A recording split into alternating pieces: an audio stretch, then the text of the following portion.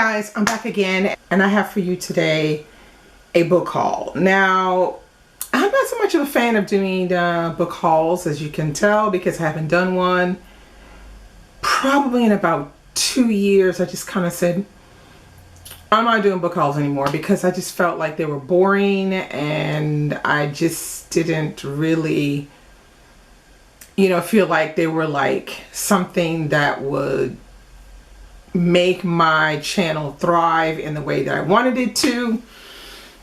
But some people have been asking me to do book hauls, so they said, oh yeah, come on, do a book haul.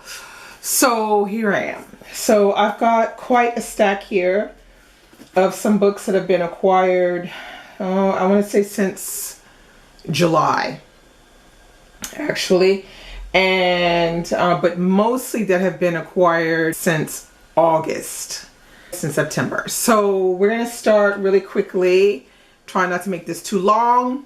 So I have these first 3 books, which were given to me by the lovely ke-sha over at Forsaken 707. Go check her out. ke-sha spoiled me for my birthday and got me some books that were on my wish list. And so the first one is The Writer's Retreat by Indu Balachandran. So this is the book.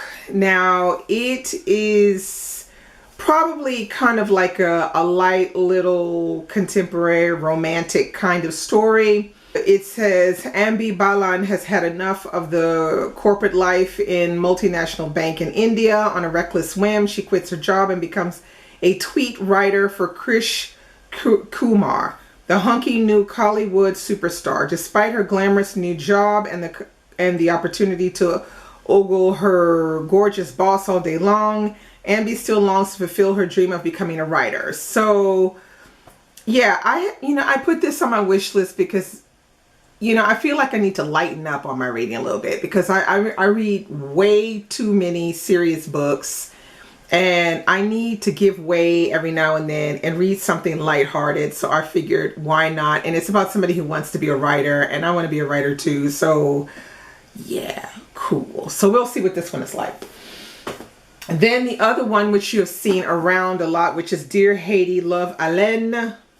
This is by 2 sisters. So it's kind of interesting reading books that have 2 writers, because you never know how that's going to work out. This one is YA. It says, what do I, a 17-year-old Haitian American from Miami with way too little life experience, have to say about anything? Actually a lot. Thanks to the incident, don't ask. I'm spending the next 2 months doing what my school is calling a spring volunteer immersion project.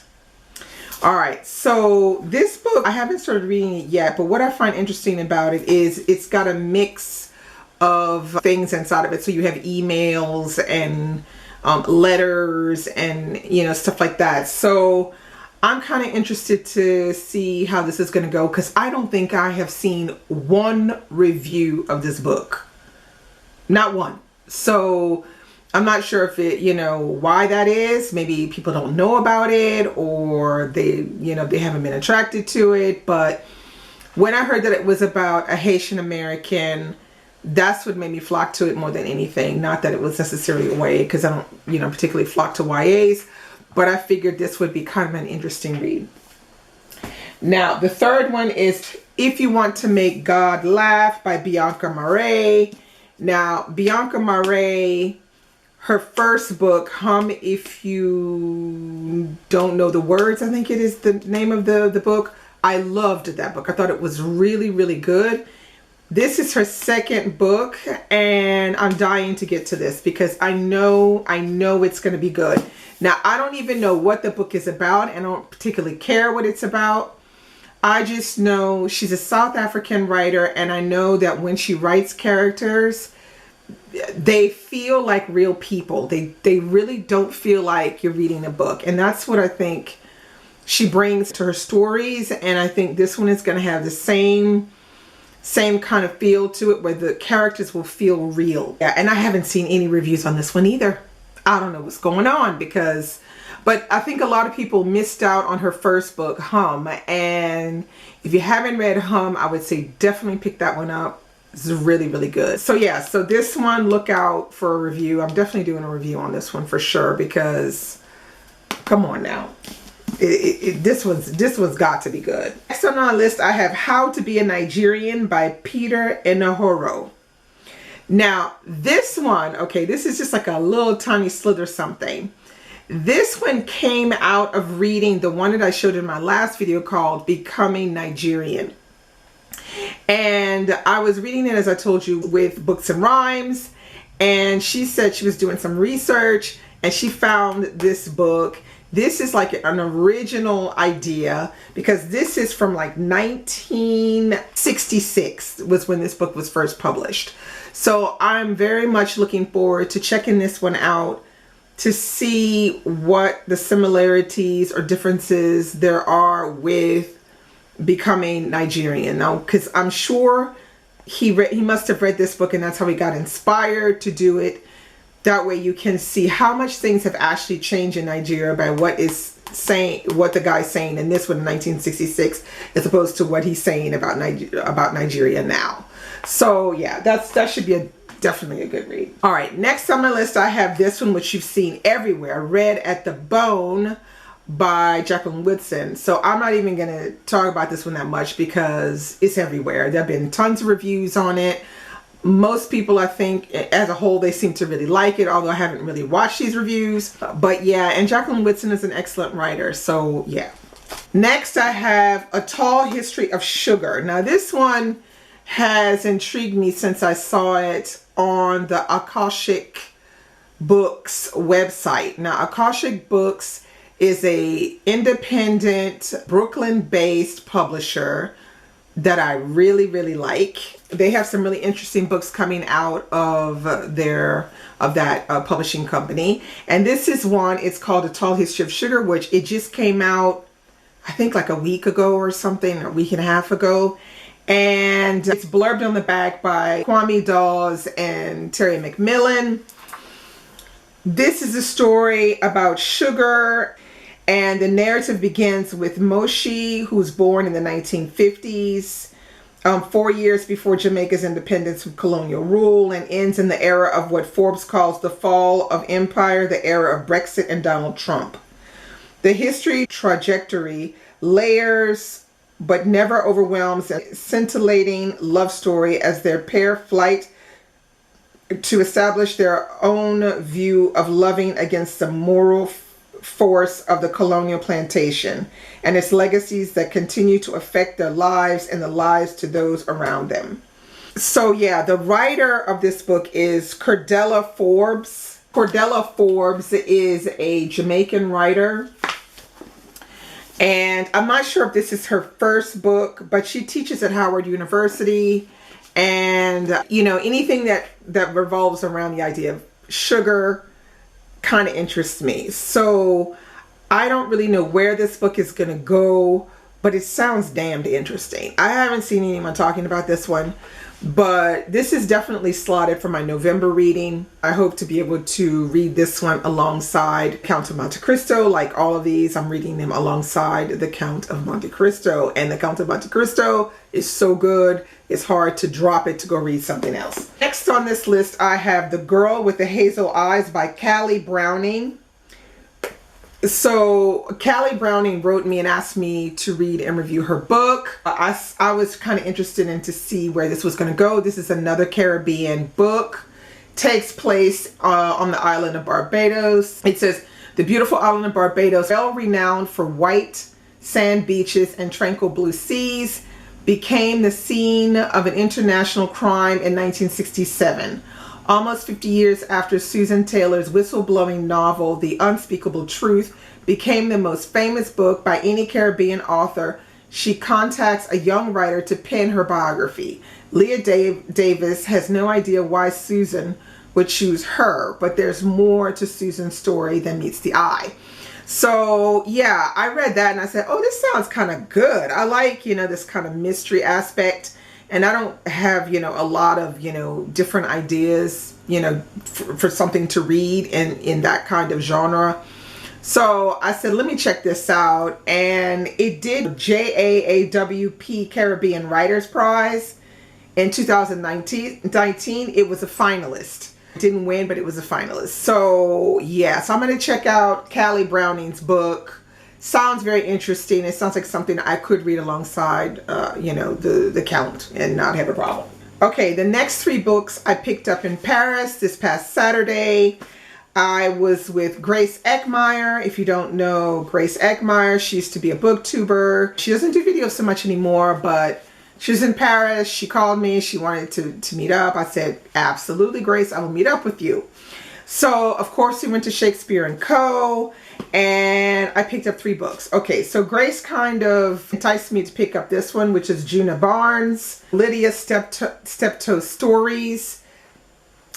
Nah, this one really wasn't for me. I didn't really love it, you know. But anyway, it didn't cost me very much money, so we're just gonna forget that. Then I picked up Family Lexicon by Natalia Ginsburg, which also I was kind of enticed to read because of Grace, because she was picking up the same one, and I didn't know who this Ginsburg writer was, and I started looking at it a little bit closer, and it sounds really interesting because it's a family story.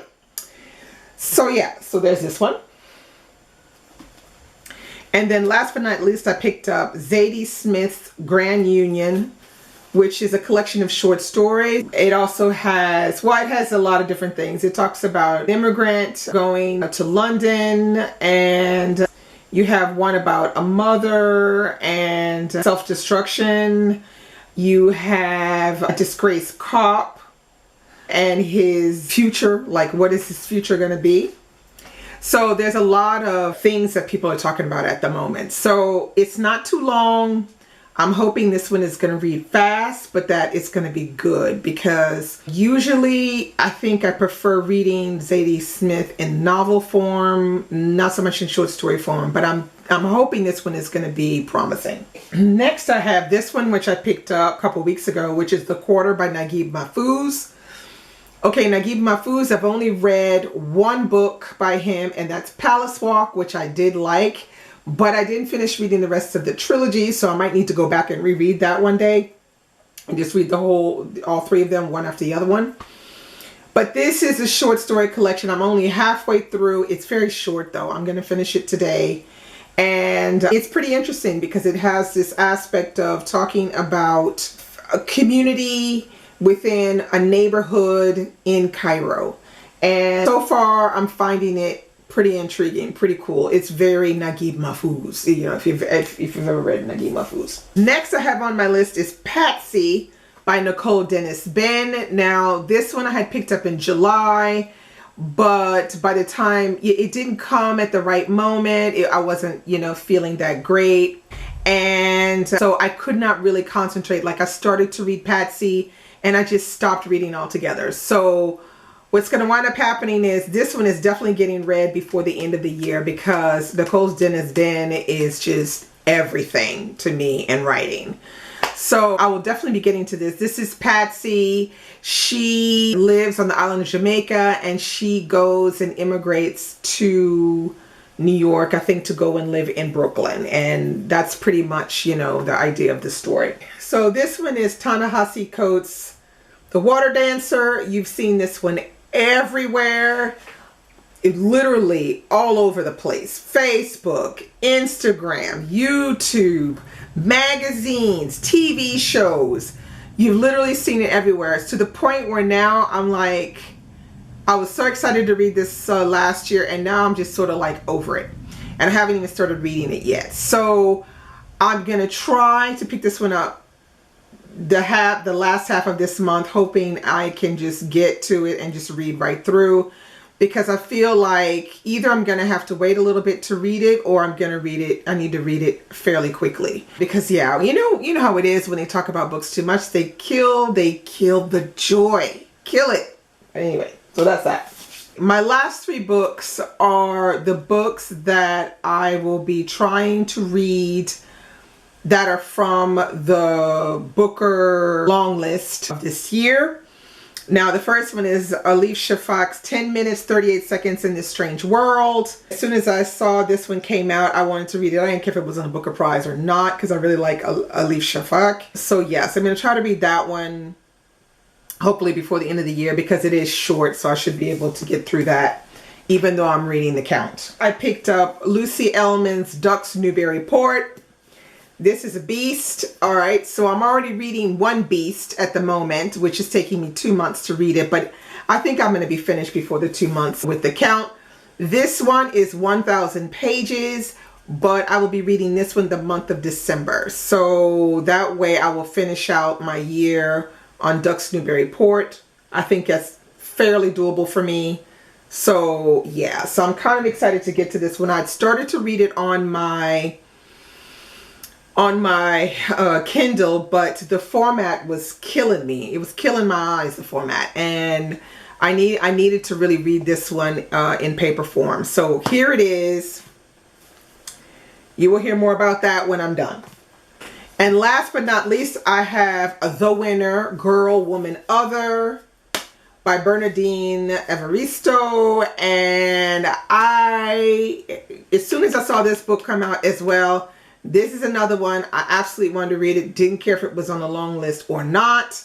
Wanted to read this one. So got this one, and yeah, it's a bit of a chunker, a bit more of a chunker than I expected. But this one, it says, welcome to Newcastle, 1905. 10-year-old Grace is an orphan dreaming of the mysterious African father she will never meet.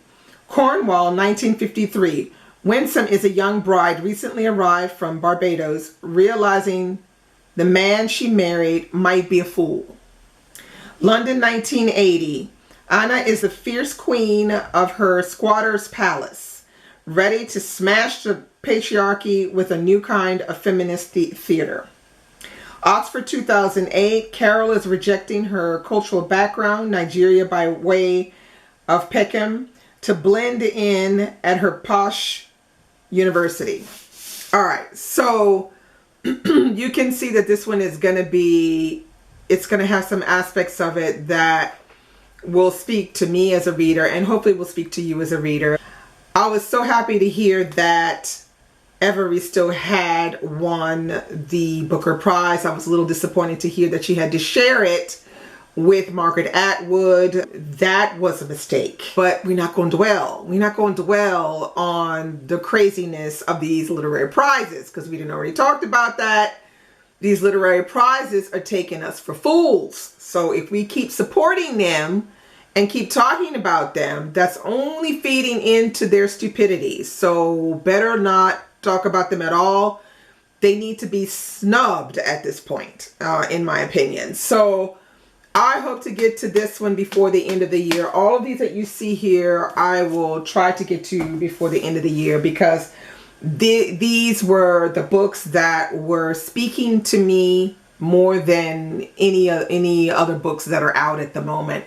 These are the ones that I really need to get to. So yeah, I'm going to try to do it, guys. I mean, it's a little difficult when I'm reading The Count because it is long and takes up a lot of my time. But I'm just going to try to do it anyway. And yeah, it's going to work. So that's all I have for you today. Hope you liked this haul. I don't know if this might be the last haul I do for a while, because I don't, you know, the haul. Anyway, you'll let me know what you think about this haul. If there are any of these that you're interested in reading, or that you've read and you thought were fantastic, that you think I'm gonna love, let me know. And I'll be back real soon with hopefully a review. Okay, bye.